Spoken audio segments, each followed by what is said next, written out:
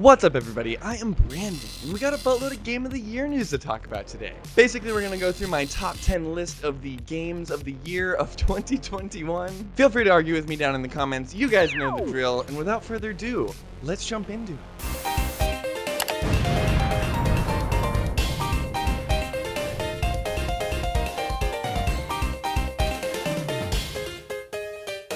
Really quick, if you guys like what I do, please like the video. Subscribe to the channel if you'd like to see more, and I won't waste any more of your time. So kicking it off at the number 10 spot is Nier Replicant 1.2. I'm a pretty big fan of Nier Automata, so it was cool to actually go back and play this game since I never got a chance back in the day. It's actually gone through like 4 or 5 different iterations at this point, and it even looked completely different when it came out back on the Xbox 360. Through all those iterations, they've obviously updated the graphics and the gameplay to be more smooth and more accessible to the player, and they've completely and utterly overhauled most of the character designs. They did this a while ago, but I should note that if you're looking at the original game that came out back on the Xbox, it's a little confusing to know that that's the same exact game as the one that's now out on the PS5. Regardless of anything, it is a masterclass in action gameplay and definitely kind of gives you an insight to where Nier Automata came from. It's obviously a far more simplistic game, but definitely gives you all of those Nier vibes that you end up seeing in Nier Automata, and is way ahead of its time. I wish I got a chance to play this back in the day because, man, I didn't even realize that there was something like this out there. It is almost the perfect culmination of action game and shmup, which is kind of a weird mix-up if you think about it, but how it all kind of ends up tying together and how they use like different camera angles and stuff to make that all work is really interesting. Also, do not let yourself be deterred. You have to beat this game multiple times to kind of get the full story behind what's going on. If you beat it only one time, you're missing out on pretty much half of the game, so stick with it and it definitely will pay off. Moving on, we got Kina Bridge of Spirits placed at number 9. This is probably the smallest game on the list as far as, you know, scope goes, but definitely don't let that get you down. This game is full of character and just cute, adorable animation, and pretty solid puzzle gameplay with some action in there to boot. I do think the platforming takes a little bit to get used to. You definitely feel a little sluggish at times, but it all sort of ends up working out in the end just because of how well the level design is. And like I mentioned in the beginning, the animation is top notch here. I know some people have mentioned that it looks a lot like a Pixar movie, and obviously visually I could totally see that. I don't know if the animation is quite Pixar level, guys, but I definitely see where they're kind of coming from, and I could see more games in the future looking better and better. And I've mentioned a couple times that I definitely think someone is going to end up picking up Ember Labs at some point because they have a lot of promise behind them. Obviously, Sony has the closest connection with them at this point, so I would imagine it could be them, but we'll have to wait and see. Anyway, Kina Bridge of Spirits is a really solid title. It's not super long, pretty contained for the most part, but especially with all these big open world games nowadays, it's kind of nice to have an experience like that, and there's plenty of collectibles and achievements if you really want to go that extra mile. I do think the price point might deter some people from this game, but if you have any passive interest at all, I would definitely pick this up. Ironically enough, we have Resident Evil 8 in my number 8 slot of my game of the year. This is pretty much everything that you could ever want or expect from a Resident Evil game. They really have just perfected that sort of change in pace and tone that they gave us with Resident Evil 7. I absolutely adore the Transylvania I absolutely adore that Transylvania aesthetic with sort of the werewolves and the vampires. I don't want to give too much away, but there's a couple twists that go on there as well. And once again, while it's not a very long game, there is more than enough collectibles and replayable options in this game to keep you busy. Not to mention, if you pick it up on a next-gen console, it is stunning to look at, and it really feels nice when you play it on the PS5 thanks to that DualShock controller. I love how they utilize the triggers in this game. They actually make it so each heavier weapon that you use is harder to pull the trigger on. So especially in like certain situations where your heart's racing and getting going, sometimes it's like harder to pull that trigger, and it really kind of produces more tension. And I'm a huge advocate of the adaptive triggers in general on the PS5, but I really think Resident Evil 8 does a great job at harnessing that in a non-realistic way, but in a entertaining way. There's not much else to say here. Resident Evil 8 has some absolutely fantastic performances. It's top-notch first-person gameplay. It's everything that you'd expect from a Resident Evil game, and it's fantastic. Highly recommend it. Next up in slot number 7, we got Housemarque's Returnal. There was definitely a lot of kind of weirder titles this year. Nothing like big standout blowout title like your Breath of the Wild or anything like that, but a lot of really solid, good games doing weird, different things with their mechanics and gameplay. And Returnal is one of those games. Basically, it's sort of a roguelite, third-person action, Dark Souls sort of thing. Basically, you work through a randomly generated map that obviously gets harder and harder as you move forward, and you sort of collect items and currency that you can use on your next run, so on and so forth. Once again, that price point is going to be kind of weird, especially with just the kind of game this is. It's very, very difficult too, so most people won't end up beating the game, and I could definitely see how this kind of game might not have enough like meat on the bone for some people to want to spend $70 on it, and I totally get it. That being said, if you can catch this on a sale or are willing to put the money into the game, I think it is more than worth it. It is an absolutely magnificent game to look at, and the particle effects are insane. It's made by Housemarque, who is no stranger to an arcade game, so it has a very sort of arcadey, heavy action feel to it. It very much feels like a shmup, actually. And it ends up producing this really weird, experimental sort of title that is definitely worth checking out if you're kind of interested in games as a medium at all. Definitely one of the more underrated titles on the list that I would really go out on a limb for. Number 6, Deathloop. Deathloop.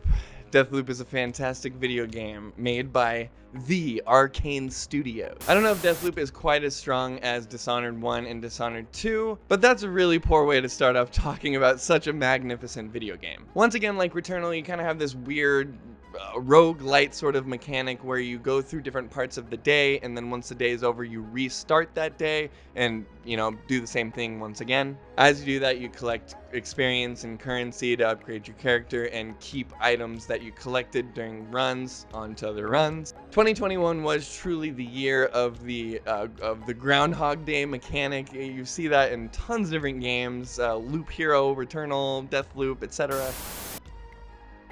12 minutes. And I imagine we're gonna keep exploring this more and more and more as time goes on. The game itself is buttery smooth to play. I absolutely love the performances from the two main characters and the bad guys in general. There's just a great cast of characters in that game. And once you kind of start getting in that loop, it really starts to click, and it just becomes this addictive experience to kind of go back in every day, sort of collecting and finding new ways to take down these bad guys. Not to mention, the art direction in this game is absolutely stunning. It looks beautiful and has this really cool like late 60s, early 70s like spy movie vibe. They even have this James Bond-esque intro scene with like Adele sort of artist singing over the top of it, and it's just really, really cool. I really do think this game takes everything that Arcane has learned from games like Prey and Dishonored 2 and sort of solidified that into a very pure experience. And Arcane Studios is one of my favorite studios. I definitely would keep an eye on them coming in the near future. There's only going to be cooler and cooler things coming out of there. My number 5 on the list is a little bit of a cop-out, I have to admit. I put Mass Effect Legendary Edition on my list because I got lost in this game this year. I do feel a little bad for putting such an old video game on,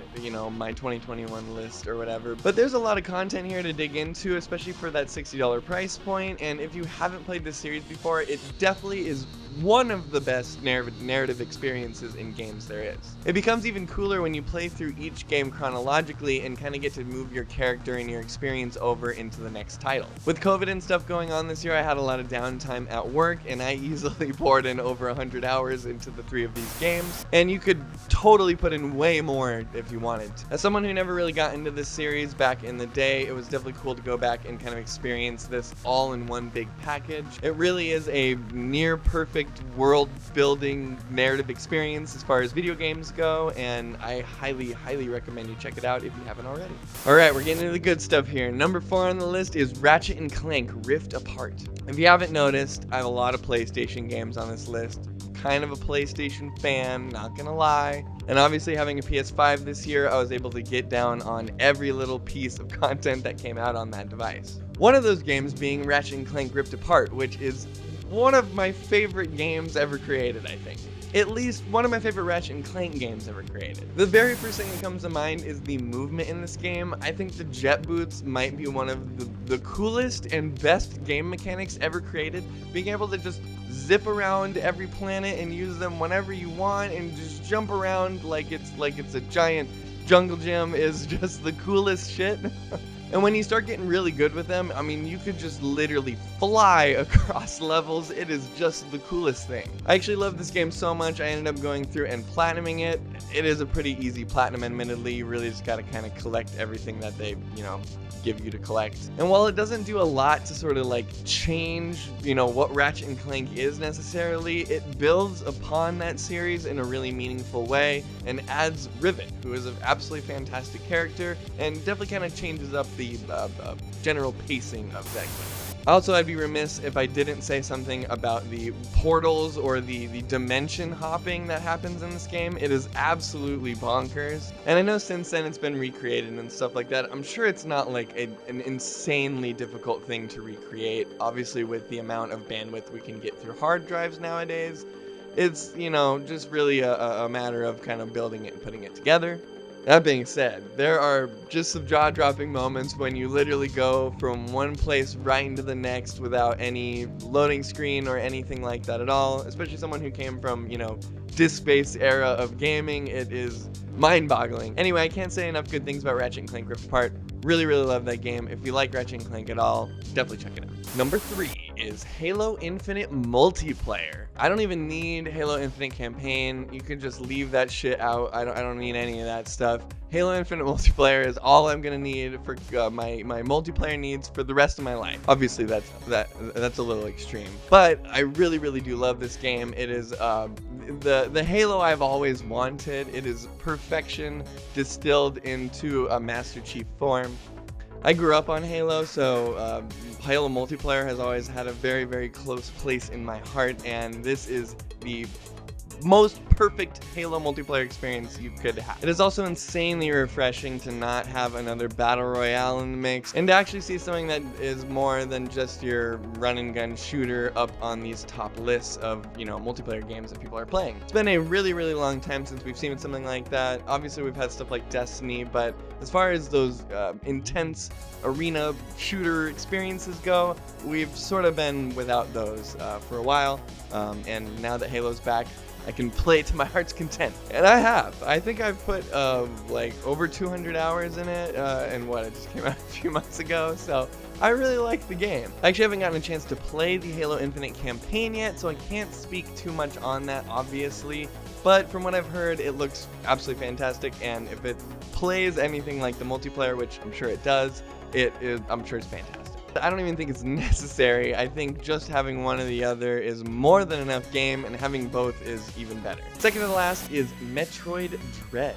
Talk about perfection made into a video game. Metroid Dread has been a very, very long time coming. It actually, I think it was going to come back way out on like the Game Boy Advance or the DS or something like that, and it ended up getting scrapped and never got released. So even the fact that we're getting a Metroid game, let alone a game that was going to release at some point and then never did, is really cool.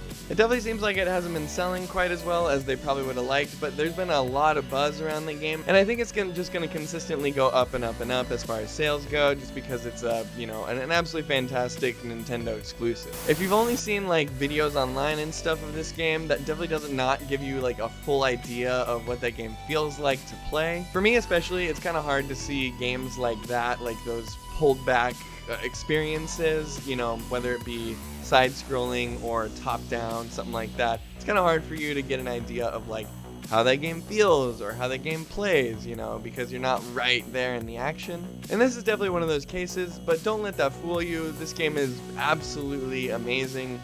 Masterclass in action gameplay. It definitely can be a little challenging. Luckily, they have put in a couple different difficulty modes, and there's even an easier one nowadays. So if you're kind of having trouble, I definitely still recommend choosing the easier mode and going through it. Don't feel too bad. Once you get through it, you're going to be a lot better at it and will be able to go back through.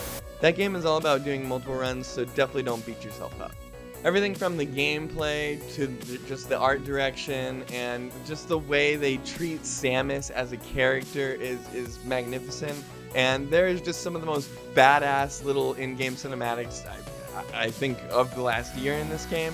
And maybe one of these days we will finally get Metroid Prime 4 if this shows enough buzz about it or something. Definitely pick up Metroid Dread if you don't already have it. This is a must play 100%. And last but not least, my #1 game on Game Corner's Game of the Year 2021 Top 10 list is Psychonauts 2.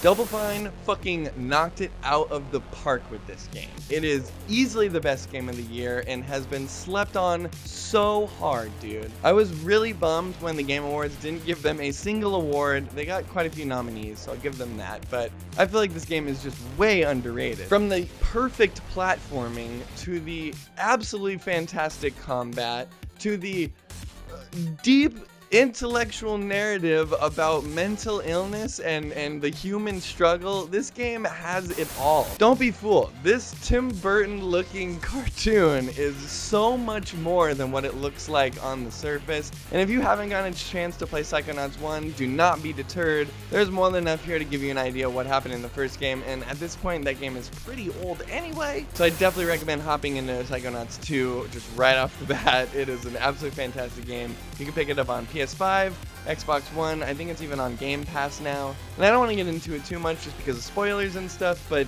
absolutely fantastic video game. I think it's probably one of the best of the last decade. And it just has so many fantastic moments in it. There's this one level where you kind of go into this guy's psyche, and his psyche is pretty much like a big music concert, and you have to like help them solve how to do their music concert in his brain. And some of the trippiest and craziest visuals in a game I think I've ever seen before. Not to mention they learned a couple things from Control, because the whole psychic combat mechanics are fantastic. They give you tons of cool powers to play with, and you can pick up and mess with just about everything. Obviously it's a Tim Schafer game, so I mean, you just know you're getting quality here.